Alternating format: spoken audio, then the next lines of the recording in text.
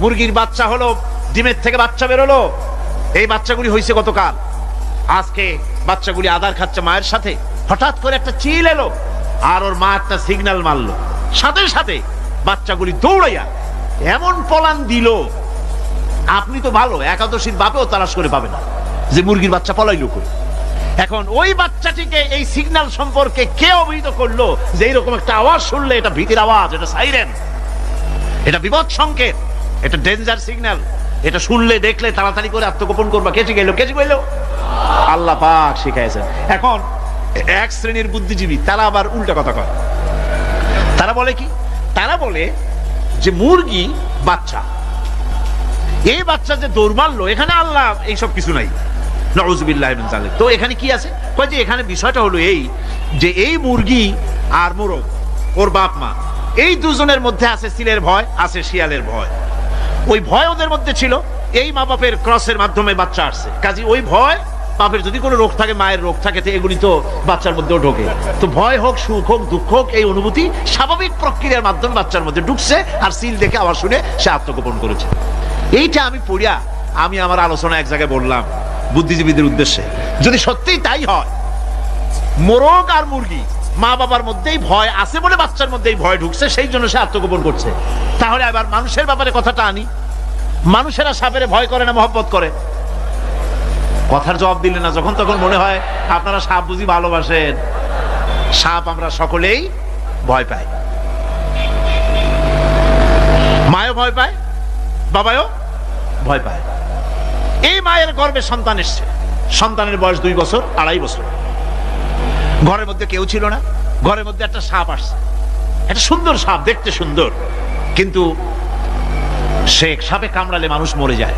ওই সাপটা মাথা উঁচু করে ফনা ধরেছে। এই বাচ্চাটা কি সাপ দেখে দৌড় মারবে, না বাচ্চাটা ওই সাপটাকে ধরার জন্য সে এগিয়ে যাবে? কোনটা করবে? এগিয়ে যাবে। তাহলে মা বাপের ভয়, তাদের মা বাপের রক্তের মধ্যে, শিরার মধ্যে, সব জায়গায় সাপের ভয়, তার মাধ্যমে বাচ্চা এসে ওই বাচ্চার মধ্যে সাপের মহব্বত হইল কেন, ভয় হইল না কেন বাচ্চা অবস্থায়? সুবহানাল্লাহ। আমার বন্ধুগণ, মুরগির বাচ্চাকে হেফাজত করার জন্য বুদ্ধিমান প্রাণী মানুষ তার কাছে নাই বলে আল্লাহ রাব্বুল আলামিন তারে বাচ্চা অবস্থা থেকে বোঝার তৌফিক দিয়েছেন কোনটা ভয়ের আওয়াজ, কোনটা হলো বিপদের আওয়াজ। মানব সন্তানের প্রতিপালন করার জন্য তার মার বাবা আছে বলে ওই রকম করে পশুদের মতো আল্লাহ বানান নাই, তাকে হেফাজত করার জন্য মা বাপ আছে বলে এই দায়িত্ব আল্লাহ পাক মা বাপের উপরে ছেড়ে দিয়েছেন। মা বাপ তাকে হেফাজত করে। রুবুবিয়তের প্রতিপালন, হেদায়েতের এই প্রতিপালন আল্লাহ পাক মানুষকে এভাবে করে তাদেরকে হেদায়েত দিয়েছেন, তার পথের চলার দিশা দিয়েছেন। পিঁপড়ার খাদ্য সংগ্রহের ব্যাপারটা দেখেন, পিঁপড়ার আছে দারুণ ঘ্রাণ শক্তি। কোথায় খাবার? 5 তলায় আপনি মিষ্টি খাচ্ছেন, রসগোল্লা থুয়ে দেন, তারপরে দেখেন কোন জায়গায় দিয়ে পিঁপড়া এসে জন্মের খাওয়া খায়, ঠিক কিনা? দেখেন তার কত তীব্র ঘ্রাণ শক্তি, সেখানে চলে যাচ্ছে। তাকে হেদায়েত দেওয়া হয়েছে, তাকে ঘ্রাণ শক্তি দেওয়া হয়েছে। চিল, শকুন, ঈগল কোথায় থাকে বুঝেন না? মহাশূন্যে 3 থেকে 3.5 মাইল উপরে শকুন, বাজ, ঈগল উঠতে থাকে। খাবে কি? ওখানে তো তার খাবার ছড়ানো নেই। আল্লাহ হচ্ছেন এমন রব, আমাদের স্রষ্টা হচ্ছেন এমন রব, যিনি ওই চিল, বাজ আর শকুন মহাশূন্যে যেগুলি উড়ে বেড়ায়, ওদেরকে আল্লাহ পাক এমন তীব্র দৃষ্টি শক্তি দান করেছেন, 3 মাইল উপর থেকেও ছাগল মুরগি মরা দেখলে ওখান থেকে এসে ঝাঁপায় পড়ে তা খেতে পারবে। তাকে দেওয়া হচ্ছে দৃষ্টিশক্তি।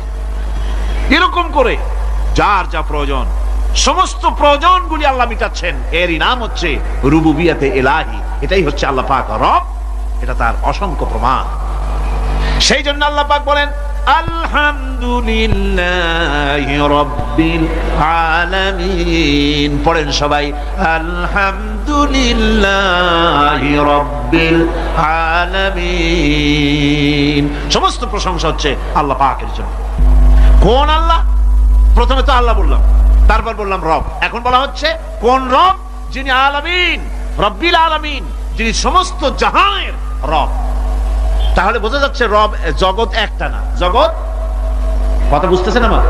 জগৎ একটা নয়, অসংখ্য জগৎ আছে, বহুমাত্রিক জগতের কথা এখানে আল্লাহ পাক বলছেন। আমি এই জন্য বলি যে কোরআন হচ্ছে বিজ্ঞানের উৎস। কোরআন বিজ্ঞানের কি? বিজ্ঞানের আবিষ্কার যত বাড়বে, বিজ্ঞান চিরটা কাল কোরআনের কাছে ভিক্ষার হাত দিয়ে এতিমের মতো দাঁড়ায় থাকবে। আজ পৃথিবীর বিজ্ঞানীরা বলছেন জগৎ সম্পর্কে, আমরা মনে করছি পৃথিবীটাকে, আমাদের কাছে জগৎ দুইটা। কয়টা জগৎ? একটা জগৎ হলো এইটা, ইহ জগৎ আর পরজগৎ, এছাড়া আর কিছু জানি না। এই দুইটাই জগৎ আমাদের কাছে। এখন দেখেন বিজ্ঞানীরা কি বলছে। বিজ্ঞানীরা বলছেন সৌরজগতে শুধু আমাদের সৌরজগৎটাই শেষ না, অসংখ্য সৌরজগৎ আছে মহাশূন্যে, অসংখ্য সৌরজগৎ। পৃথিবীর প্রতি 4 বিলিয়ন মানুষ যদি এক একটা সৌরজগৎ দখল করে, তাতেও সৌরজগৎ শেষ হবে না, আরো সহস্র সহস্র বিলিয়ন বিলিয়ন সৌরজগৎ আরো ফাঁকা পড়ে থাকবে। এত সৌরজগৎ আল্লাহ সৃষ্টি করেছে। এই মহাশূন্যে বহুমাত্রিক জগতের কথা আল্লাহ পাক এখানে বলেছে। এই পৃথিবী একটা জগৎ, এই মাটির তলে আছে আর এক জগৎ, সমুদ্রের ভিতরে আছে পানির তলার আর এক জগৎ। আর মহাশূন্য যে কি তা আপনার মাথায় শূন্য হয়ে যাবে চিন্তা করতে করতে। এই জন্য বিজ্ঞানীরা, বড় বড় বিজ্ঞানী, এরা কিন্তু নাস্তিক হয় না। বর্তমান বিজ্ঞানীরা চিন্তা করে গবেষণা করে খেয়ে হারিয়ে ফেলছে মহাশূন্যকে দেখে। যেখানে আছে গ্যালাক্সি, যেখানে আছে মিল্কি ওয়ে, যেখানে রয়েছে অসংখ্য তারকা, এই পৃথিবীটা মহাশূন্য আল্লাহ যেভাবে তৈরি করেছেন সেই তুলনায় এই পৃথিবী একটা মার্বেলের চাইতে খুব বেশি একটা বড় কিছু হয় বলে মনে হয় না। পৃথিবী যদি হয় একটা মার্বেলের মতো, তাহলে আমরা যে মানুষ, আমাদের অস্তিত্ব কোথায় চিন্তা করেন। এবার মহাশূন্যে চলেন। মহাশূন্য সে কি বিশাল মহাশূন্য। একটা তারকা থেকে আর একটা তারকায় যদি যেতে হয় তাহলে সহস্র সহস্র বিলিয়ন বছরের দরকার হবে। কি বছর? এ দুনিয়ার বছর না, আলোকবর্ষ, লাইট ইয়ার।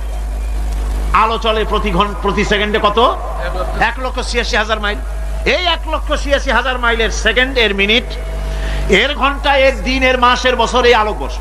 সহস্র সহস্র আলোকবর্ষ পার হয়ে যাবে এক তারকা থেকে আর এক তারকায় পৌঁছানো সুকঠিন। এ ধরনের অসংখ্য তারকা আল্লাহ পাক তৈরি করে রেখেছেন।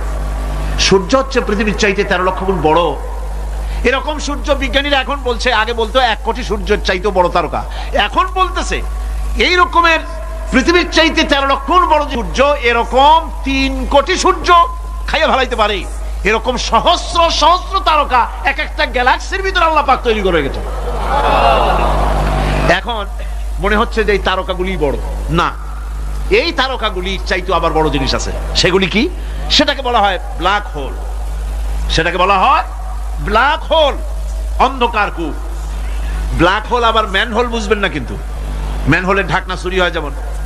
তবে একটা দৃষ্টান্ত আপনি বুঝতে পারেন, রাস্তায় রাস্তায় যেমন অসংখ্য ম্যান হোল আছে, ওই রকম করে মহাশূন্য অসংখ্য ব্ল্যাক হোল আছে, এটা দুইটা না, অসংখ্য। এই ব্ল্যাক হোল আবার দেখা যায়, অদৃশ্য ব্ল্যাক হোল। এই ব্ল্যাক হোল গুলো কি? এগুলি কোরআনে কারীমের মধ্যে আল্লাহ পাক বলেছেন, ফালা উকসিমু বিমাওয়াকিন নুজুম, ফালা উকসিমু বিমাওয়াকিন নুজুম, শপথ সেই পতনে যেখানে নক্ষত্র সমূহ ধ্বংস হয়ে যায়, ধ্বংসপ্রাপ্ত হয়, কসম সেই স্থান সমূহের। সুবহানাল্লাহ। এই অন্ধকার কূপের, এই অন্ধকূপের কসম করছেন আল্লাহ পাক। সেই অন্ধকূপটা কি? সেই ব্ল্যাক হোলটা কি? সেই ব্ল্যাক হোল হচ্ছে ওই যে তারকার কথা বললাম যে সূর্য খাইতে পারে, 3 কোটি সূর্য খাইতে পারে, এই রকমের তারকাগুলি ঘুরতে ঘুরতে কোনো এক কারণে যখন সে ব্ল্যাক হোলের রেঞ্জের মধ্যে এসে যায়, তখন ব্ল্যাক হোল ওকে এমন ভাবে চুষে হজম করে ফেলে যেমন বাচ্চা চকলেট চুষা খাইয়া ফেলায়। এইরকম ব্ল্যাক হোলগুলি অত বড় তারকাগুলি খাইয়া চুষা শেষ করে ফেলে দেয়। সুবহানাল্লাহ বিহামদিহি। বিজ্ঞানীরা বলেছেন আমাদের এই পৃথিবীটা, আল্লাহ না করুন কখনো, আমাদের এই পৃথিবীটা যদি কোনো ব্ল্যাক হোলের আওতায় পড়ে, ওর রেঞ্জে আসে, তাহলে মাত্র 2 সেন্টিমিটারের মধ্যে পৃথিবীটা তার ঘনত্ব লাভ করে এর মধ্যে অদৃশ্য হয়ে যাবে, হারায় যাবে, অস্তিত্ব থাকবে না। আল্লাহ পাক আসলে আগে আমার বিজ্ঞানের বইপত্র যখন পড়ি আমার কাছে আশ্চর্য লাগে, 1400 বছর আগে নবী কোন বিজ্ঞানাগারে পড়াশোনা করেন নাই, কোন সায়েন্স নিয়ে রিসার্চ করেন নাই, সেই নবীর মুখ থেকে এমন বিজ্ঞানময় কোরআন আল্লাহ বের করালেন, যা আজকের পৃথিবীর মডার্ন যুগ। যে বছর হুজুর ইন্তেকাল করবেন, হুজুরের জীবনের শেষ রমজান মুবারকে কোরআন নাজিল পরিপূর্ণ হয়ে গেছে। হযরত জিবরাইল বলেন, হুজুর কোরআন তো নাজিল তামাম হয়ে গিয়েছে, এবার আপনি পুরা কোরআন পড়ে আমারে শোনান। হযরত রাসূল পুরাটা পড়ে 30 পারা পড়ে শোনায় দিলেন, জিবরাইল শুনলেন। এবার জিবরাইল বলেন, হুজুর আমি তেলাওয়াত করতেছি, আপনি শুনেন। হযরত জিবরাইল 30 পারা পড়লেন, হুজুর শুনলেন। আবার হযরত জিবরাইল বলেন, হুজুর আবার আপনি পড়েন। হুজুর পড়লেন, জিবরাইল শুনলেন, আবার জিবরাইল পড়লেন, হুজুর শুনলেন। তার মানে হলো হুজুর যে বছর ইন্তেকাল করলেন, ওই বছরের রমজান মুবারকে হযরত জিবরাইল 2 বার পড়েছেন, হুজুর শুনেছেন, আর হুজুর 2 বার পড়েছেন, জিবরাইল শুনেছেন, যাতে করে একটা জের জবর, একটা আয়াত, একটা সেমিকোলন যেন বাদ না পড়ে যায়। কোরআন কারীম মুখস্থ করার জন্য আল্লাহ রাব্বুল আলামিন এটাকে স্থায়ী করার জন্য বাধ্যতামূলক করেছেন, নামাজের ভিতরে তেলাওয়াত করতে হবে। মানুষ নামাজের মধ্যে তেলাওয়াত করে সওয়াবের জন্য, সকালে পড়ে, বিকালে পড়ে, অর্থ সহকারে বুঝে পড়ে, রাত্রে পড়ে, দিনে পড়ে। পৃথিবীতে এমন একটা মুহূর্ত নাই যখন কোরআনে কারীম তেলাওয়াত হয় না। জোরে কোন সুবহানাল্লাহ। মানুষ এটাকে তেলাওয়াত করতেছে, মুখস্থ করতেছে। এই কোরআন শরীফের ভিতরে রয়েছে সব কিছু। এর মধ্যে রয়েছে ইতিহাস, এর মধ্যে আছে বিজ্ঞান, এর ভিতরে রয়েছে দর্শন, ভূতত্ত্ব, উদ্ভিদতত্ত্ব, নৃতত্ত্ব, খতত্ত্ব, জ্যোতির্বিজ্ঞান। এর ভিতরে রয়েছে মানুষের পারিবারিক নীতি, সামাজিক নীতি, চুক্তিনীতি, বন্দিনীতি, যুদ্ধনীতি, মানুষের যা প্রয়োজন সবকিছু এ কোরআনে কারীমের মধ্যে আল্লাহ পাক সন্নিবেশিত করে দিয়েছেন। জোরে কোন সুবহানাল্লাহি ওয়া বিহামদিহি। আমার ভাইয়েরা, কোরআন এর পরিচয়ের কথা বলতেছিলাম। আল্লাহ পাক কি কোরআন আমাদের শিখালেন, কোন কোরআন আমাদের শিখিয়েছেন, সেই কোরআনের পরিচিতি আপনাদের সামনে আমি তুলে ধরতেছি। আমি নিজে না, এবার কোরআন তার পরিচয় নিজেই দেবে। কেউ যদি কোরআনের কাছে জিজ্ঞাসা করে, কোরআন তুমি কোথা থেকে নাজিল হয়েছ, কে তোমাকে নাজিল করেছে, এই প্রশ্ন যদি কেউ কোরআনের কাছে করে, কোরআন নিজেই তার জবাব দিতে পারে কিনা? কোরআন নিজেই বলে, তানজিলাম মিম্মান খালাকাল আরদা ওয়াস সামাওয়াতিল উলা।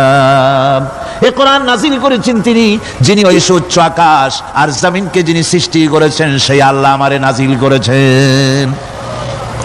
কোরআনের কাছে কেউ যদি প্রশ্ন করে, ও কোরআন এই পৃথিবীতে নাজিল হওয়ার আগে তুমি কোথায় ছিলে, কেউ যদি প্রশ্ন করে, কোরআনে কারীম নিজে নিজের পরিচয় শোনায়, আমি কোথায় ছিলাম শোনো।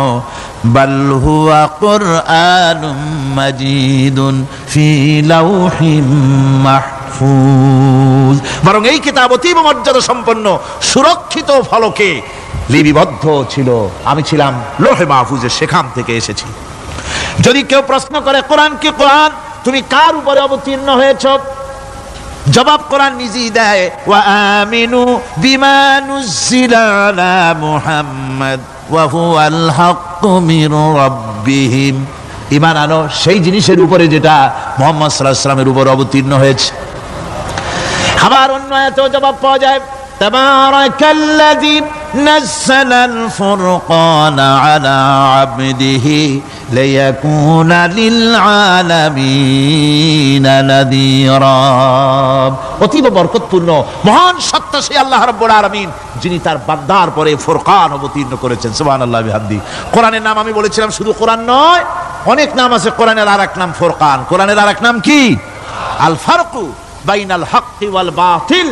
কোরআন হচ্ছে সেই মহাসত্য যা মিথ্যা এবং সত্যের মধ্যে পার্থক্য সূচিত করে, মঙ্গল এবং অমঙ্গলের মধ্যে পার্থক্য সৃষ্টি করে, যা সত্য এবং মিথ্যার মধ্যে তাফরিকা সৃষ্টি করে, সত্যকে মানুষকে বুঝিয়ে দেয়। তার নাম হচ্ছে ফুরকান।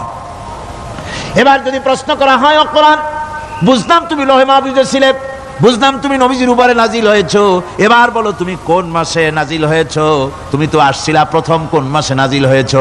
এ প্রশ্ন যদি কেউ করে, কোরআন তার জবাবে বলবে, শাহরু রমাদানাল্লাযী উনজিলা ফীহিল কুরআন।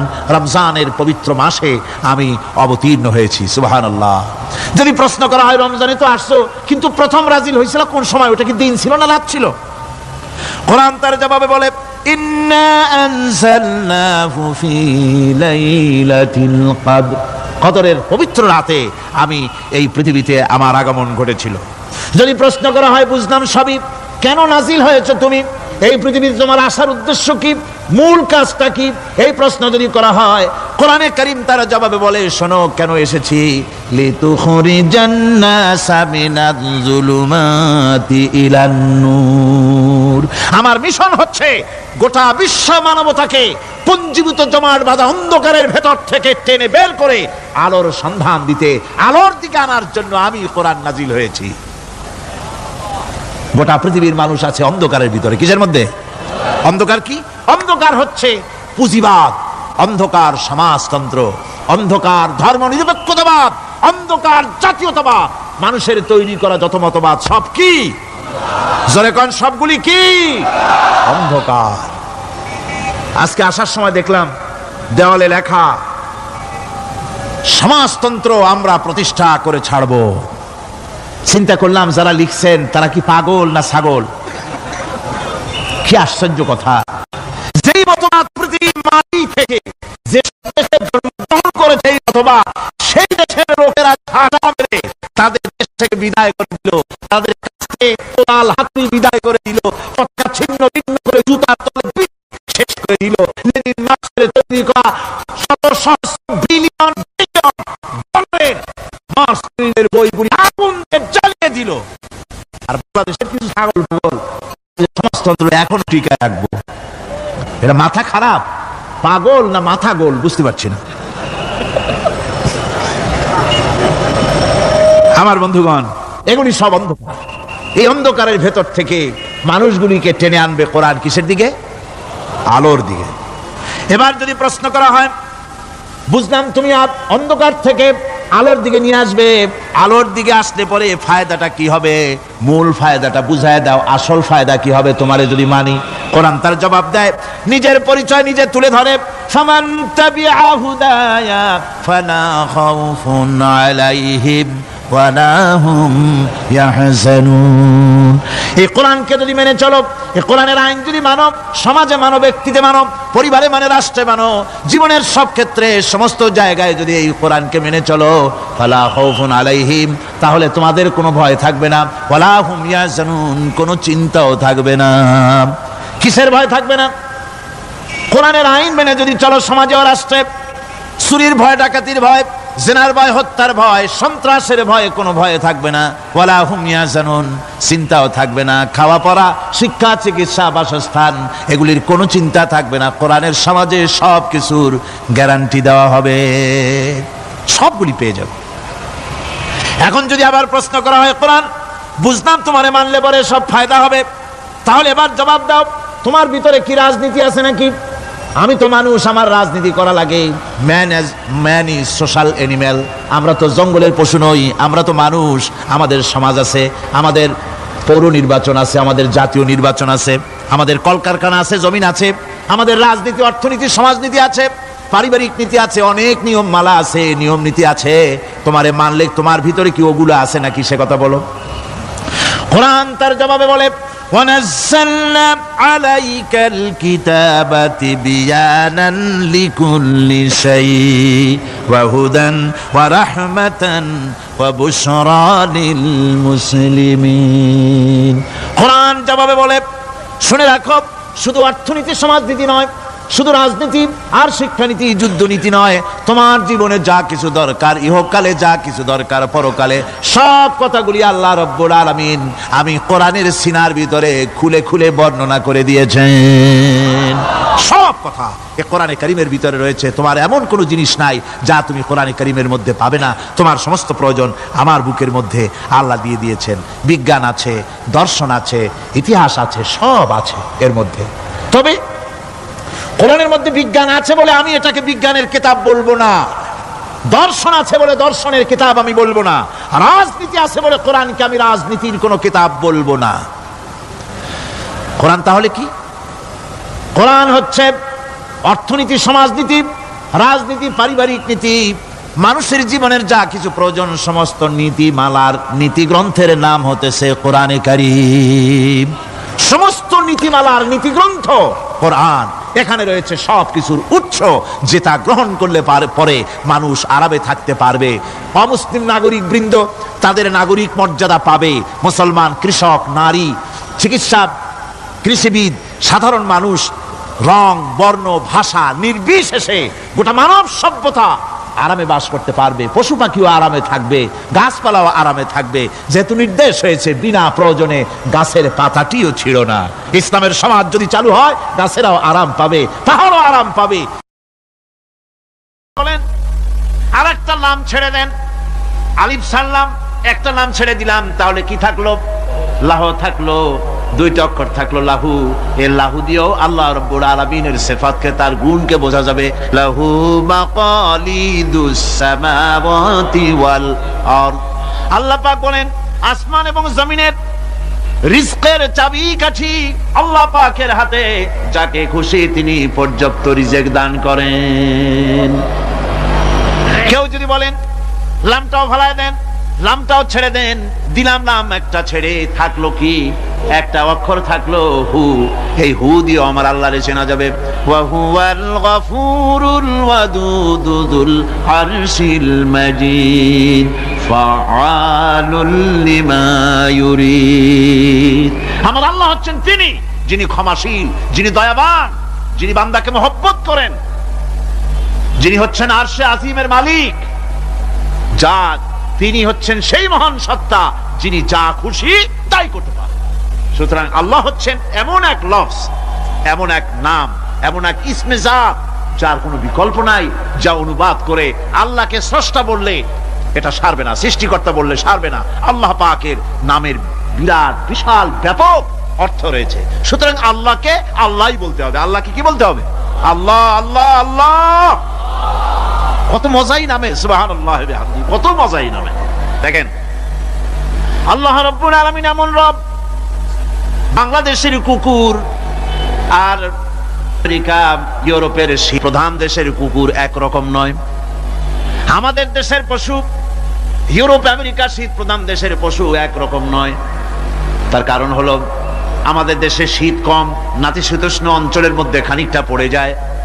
এখানে পশুদের গায়ে কম পশম থাকলে কোনো অসুবিধা নাই। ভেড়া, ঘোড়া, কুকুর, বন্য প্রাণীকে কেউ তো কম্বল দেয় না, ল্যাপ দেয় না, রাজাই দেয় না, খাতা দেয় না, চাদর দেয় না। আল্লাহ রাব্বুল আলামিন তিনি এমন রব, শীত প্রধান দেশের পশুদের গায়ে পশম দিয়া চিরস্থায়ী কম্বল জড়ায় দিয়েছেন। এর নাম হচ্ছে রব। প্রতিপালনের পদ্ধতি কি সুন্দর করে তিনি প্রতিপালন করছেন, কি সুন্দর করে তিনি পশু পক্ষীগুলিকে তাদের আহার জোগাড় করছেন, প্রতিপালন করছেন। তিনি রব, মানুষকে সৃষ্টি করেছেন, আমাদেরকে সৃষ্টি করেছেন, সব চাইছেন, সুবহানাল্লাহ বিহামদিহি, সকল প্রয়োজন মিটিয়েছেন, একটা জিনিস বাদ রাখেন না। আমাদের মুখে দাঁতের দরকার ছিল, মায়ের পেট থেকে দাঁত নিয়ে আসিনি। মায়ের পেট থেকে আসার পরে আমাদের খাবারের দরকার ছিল। লক্ষ্য করেন রব কারে বলে, লক্ষ্য করুন। মায়ের পেটের মধ্যে যখন ছিলাম ওখানে কোনো রোগের জীবাণু ঢুকতে পারে নাই। ফি করারিম মাকিন, একটি সুরক্ষিত জায়গায় আল্লাহ রাব্বুল আলামিন বাচ্চাকে রেখেছেন, যেখানে কোনো সর্দি হবে না, জ্বর হবে না, সর্দি হবে না, ব্রঙ্কাইটিস হবে না, ডায়াবেটিস হবে না, প্রেসার হবে না। মায়ের পেটের মধ্যে বাচ্চাকে এমন জায়গায় আল্লাহ যত্ন করে রেখেছেন। এই বাচ্চা যখন মায়ের পেট থেকে বেরিয়ে এলো তখন তার পরিবেশ অত্যন্ত খারাপ। এখানে পলিউশন আছে, এখানে কার্বন ডাই অক্সাইড আছে, এখানে বিষাক্ত হাওয়া আছে, এখানে দূষিত আবহাওয়া রয়েছে। প্রতি মুহূর্তে রোগ তাকে হামলা চালাতেছে। এই রোগের থেকে সে বাচ্চা বাঁচবে কি করে? এর জন্য রব্বুল আলামিন তিনি এমন রব, মায়ের বুকের মধ্যে যে খাবার তৈরি করলেন বাচ্চার, ওই খাবারের মধ্যে বাচ্চার ওষুধ আল্লাহ পাক বানায়া দিলেন। মায়ের বুকের দুধ শুধু দুধ নয়, এটা ওষুধ। সুবহানাল্লাহ। এটা খাদ্য, এটা ওষুধ, এটা ভিটামিন, এটা ক্যালসিয়াম, এটা কার্বোহাইড্রেট, যা দরকার বাচ্চার জন্য সব আল্লাহ মায়ের দুধের মধ্যে দিয়ে দিলেন। যতক্ষণ বাচ্চা পেটে ছিল দুধ ছিল ঘন, যখন বাচ্চা মায়ের পেট থেকে বেরিয়ে এলো দুধটা হয়ে গেল পাতলা। এই পাতলা দুধটা খাবে, ওষুধ আছে এর মধ্যে, ভিটামিন আছে, খাইতে যেন বিস্বাদ না হয় একটু মিষ্টি দিয়ে দিলেন আল্লাহ, যাতে বাচ্চা মুখ ফিরায় না নেয়, সেজন্য খাইতে চায়। তারপরে যখন বাচ্চার হাড্ডি খেতে হবে, মাছ খেতে হবে, গোশত খেতে হবে, দুধের আর দরকার নাই, তার শরীরের ভিতরে রেজিস্ট্যান্স, রোগ প্রতিরোধক শক্তি তৈরি হয়েছে, এখন আরো ভালো খাবার দরকার। আল্লাহ রাব্বুল আলামিন মায়ের দুধকে শুকায় দিলেন, চুষলো আর পাওয়া যাবে না, দুধ শুকায় গেছে, এখন বাইরের খাবার খেতে হবে। আসছিল যখন বুকে দাঁত ছিল না, বাইরে যখন এলো, দাঁতের যখন দরকার হলো, কোন আল্লাহর বান্দা কি আল্লাহর কাছে দরখাস্ত করেছেন যে আল্লাহ আমার কয়েকখান দাঁত দাও, দাঁত ছাড়া আমি চাবাই কেমন? এই সবগুলি দাঁত কে সেট করে দিলেন? রব্বুল আলামিন দাঁতগুলিকে সেট করে দিলেন, মুখের মধ্যে দাঁত এসে গেল। আল্লাহ রাব্বুল আলামিন শরীরটাকে সাজিয়ে গুছিয়ে, হিউম্যান বায়োলজি যাকে বলা হয়, এই শরীরকে যে সুন্দর করে আল্লাহ পাক তৈরি করলেন, বলে শেষ করা যাবে না কত সুন্দর করে আল্লাহ পাক বানিয়েছেন। আপনার মাথার ভিতরে সেল তৈরি করা হলো, ব্রেন তৈরি করা হলো। এই ব্রেনটা শুকনা জায়গায় রাখা হয় নাই। শুকনা জায়গার মধ্যে ব্রেনটা যদি থাকতো, নড়াচড়া করে আপনার ব্রেনের যে টেকনোলজি আল্লাহ পাক ইউজ করেছেন সেটা অসুবিধাগ্রস্ত হতো। এই জন্য ক্রিম যেভাবে পানির মধ্যে ভাসা থাকে, পানির মধ্যে ভাসমান ক্রিম মাখন যেভাবে রাখা হয়, সামান্য পানির মতো করে এর ভিতরে ব্রেনটাকে রাখা হয়েছে। এই ব্রেনের ভিতরে, ব্রেন হচ্ছে পৃথিবীতে কম্পিউটার, আজকের পৃথিবীর শ্রেষ্ঠ আবিষ্কার। কিন্তু মানুষের মাথায় যে কম্পিউটার আল্লাহ পাক দান করেছেন, এই কম্পিউটারের সামনে দুনিয়ার কম্পিউটার এতিম। এবার লন্ডন গিয়েছিলাম, প্রত্যেক বছর 1.5 মাস 2 মাস সময় পাই, কিন্তু আপনারা দোয়া করেছেন এখন পার্লামেন্টে সময় দিতে হয় বেশি, বিদেশের সফর কমে গিয়েছে। 10 দিনের জন্য গিয়েছিলাম, ওরা আমাকে একটা ডায়েরি দিল। সেই ডায়েরিটার ভিতরে, ডিজিটাল ডায়েরি, এই ডায়েরির মধ্যে তারা বলল যে এরকম, এই যে কাগজটা আপনারা দেখতে পাচ্ছেন, এই রকমের কাগজের 10 লক্ষ পাতা লিখতে যত কাগজ লাগে, এরকমের 10 লক্ষ পাতার লেখা ছোট্ট এই ডায়েরিটার মধ্যে ঢুকাই দেওয়া যায়। 10,000 টেলিফোন নাম্বারের মেমোরিতে তুলে দেওয়া যায়। এটা হচ্ছে লেটেস্ট আবিষ্কার। কিন্তু আল্লাহ পাক মানুষের যে ব্রেনটা তৈরি করলেন, পৃথিবীতে যা আছে এ সব কিছু একটা মানুষের ব্রেনের মধ্যে, সমস্ত তত্ত্ব, সমস্ত ফ্যাক্টস মানুষের মেমোরির ভিতরে ঢুকাবার পরেও আরো লক্ষ লক্ষ জায়গা বাকি থেকে যাবে, শূন্য থেকে যাবে, যা পূরণ হওয়ার নয়। এত বিশাল মেমোরি আল্লাহ পাক তার মানুষের মাথার মধ্যে তৈরি করে দিয়েছেন। সুবহানাল্লাহ বিহামদি। দেখুন অবস্থাটা কি। আল্লাহ তার মানুষকে কিভাবে, রব কাকে বলে, রব কারে বলে, সুবহানাল্লাহ বিহামদি। চোখের সামনে রাস্তা দিয়ে চলতে গিয়ে চোখের সামনে সাপ দেখলেন, চোখ দেখার কাজ করেছে। চোখ কি করেছে? দেখার কাজ করেছে। এখন কি করবে? চোখ কিন্তু দেখে বসে থাকে নাই, চোখ দেখা মাত্রই ট্রান্সমিট করেছে ব্রেনকে। ব্রেন সাথে সাথে অ্যাকশন নিতে বলেছে হাতকে আর পাওকে। হাতে লাঠি থাকলে পিটাও, লাঠি না থাকলে পাকে বলেছে দৌড় মারো। এই যে সাপ দেখলো, চোখ এটাকে পাঠাই দিল ব্রেনকে, ব্রেন পাঠাই দিল অ্যাকশনে হাতে আর পায়ে। এতে কিন্তু 1 সেকেন্ড সময় লাগে নাই, 1 সেকেন্ডের কয়েক লক্ষ ভাগের 1 ভাগের ভিতরে মানুষ অ্যাকশনে এসে গিয়েছে। সুবহানাল্লাহ। এর নাম হচ্ছে রব। এর নাম কি? তার অফুরন্ত সৃষ্টি। মানুষের হার্ট তৈরি করেছেন, চোখ তৈরি করেছেন। চোখে কিন্তু আমরা নেগেটিভ দেখি। চোখে আমরা কি দেখি? নেগেটিভ দেখি। এই নেগেটিভটা চোখ ক্যাচ করে ব্রেনের ভিতর থেকে পজিটিভ হয়ে কে বের করে দেয়? সুবহানাল্লাহ বিহামদি। কানে অসংখ্য শব্দ শুনি, কিন্তু কোন শব্দ তো জড়ায় যায় না। অসংখ্য শব্দ আমরা শুনি। যেমন রেডিও ঘুরাচ্ছেন, 9 ব্যান্ড রেডিও অথবা এর থেকেও বেশি ব্যান্ডওয়ালা রেডিও। আপনি যখন ঘুরাচ্ছেন কোন সেন্টার ধরার জন্য, অনেক সময় 4-5টা সেন্টার জড়ায় যায় না? জড়ায় কিনা? 4-5টা সেন্টার জড়ায় যায়, সর্বনাশ হয়ে যায়, কোনটা থেকে কোনটা শুনবেন। তো এইরকম করে আপনার কানের ভিতরে শব্দগুলি সব জড়াইয়া পাকাইয়া আপনার কানের মধ্যে একটা বিশ্রী আওয়াজ সৃষ্টি করে দিতে পারত। কে? স্তরে স্তরে শব্দগুলিকে শোনার ব্যবস্থা করেছে। আপনার জিহ্বার ভিতরে হাজারো রকমের স্বাদ গ্রহণ করার জন্য একটা জিহ্বায় এতগুলি টেস্ট নেওয়ার ক্ষমতা কে তৈরি করে দিলেন? আল্লাহ রাব্বুল আলামিন। সুবহানাল্লাহ বিহামদি। তিনি হচ্ছেন রব, যিনি মানুষের প্রতিপালন সৃষ্টি করেন এবং প্রতিপালন করেন, এমনি এমনি ছেড়ে দেন। এরপরে মানুষের সব প্রয়োজন তিনি মিটিয়েছেন। মানুষের জীবন ধারণের জন্য সব থেকে বড় প্রয়োজন পানি। সবচেয়ে বড় প্রয়োজন কি? পানি। জোরে কোন কি? পানি।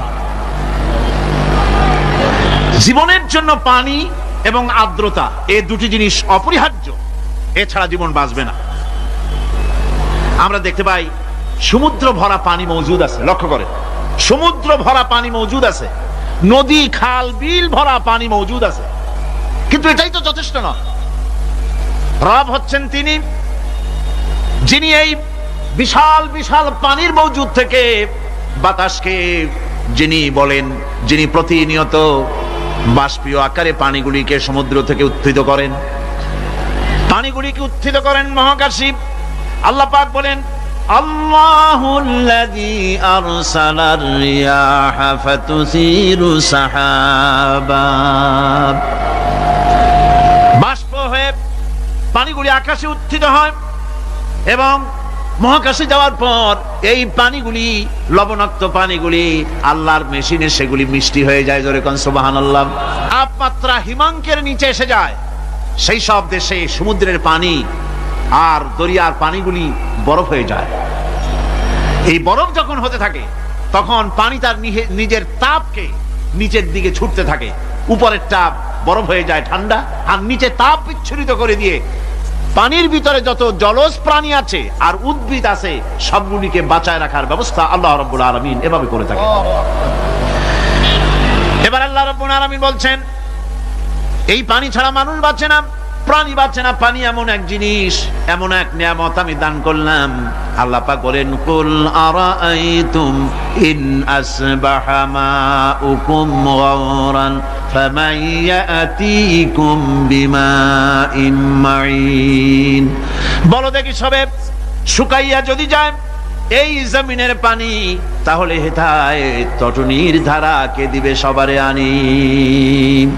এই পৃথিবীর নদী নালা খাল বিল জমিনের আভ্যন্তরীণ দিকে পানিগুলি যদি আমি আল্লাহ রাব্বুল আলামিন শুকায় দেই, তাহলে আমি আল্লাহ ছাড়া এমন কে আছে যে নতুন করে আবার পানির আমদানি করে দিতে পারে?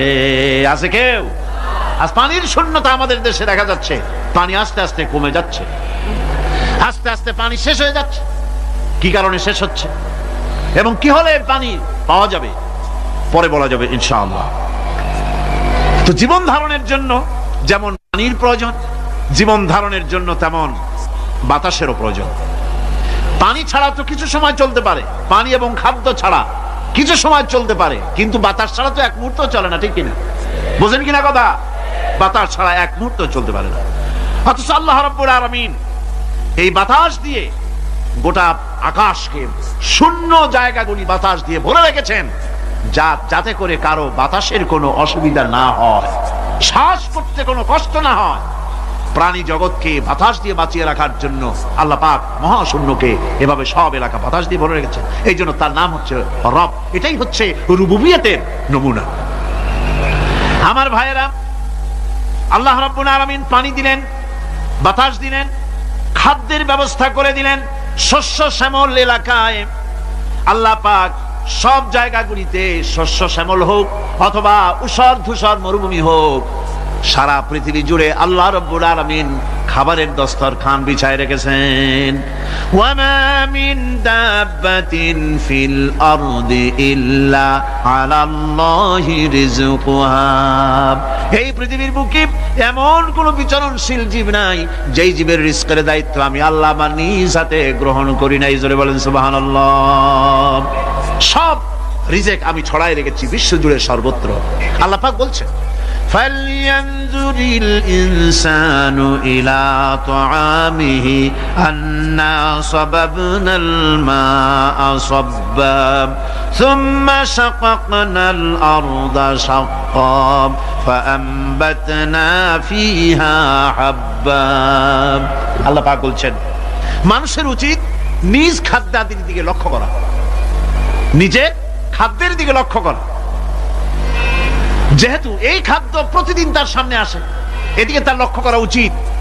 আমি কিভাবে, আমি প্রথমে জমিনের উপরে পানি বর্ষণ করি, পরে জমিনকে দীর্ণ বিদীর্ণ করি, এরপরে জমিনের ভিতরে উর্বরা শক্তি আমি দান করি। কে বলতেছেন কথা? আল্লাহ পাক বলছেন। এরপরে আমি নানান জাতের ফসল ফলন তোমাদের জন্য আমি দান করে দেই।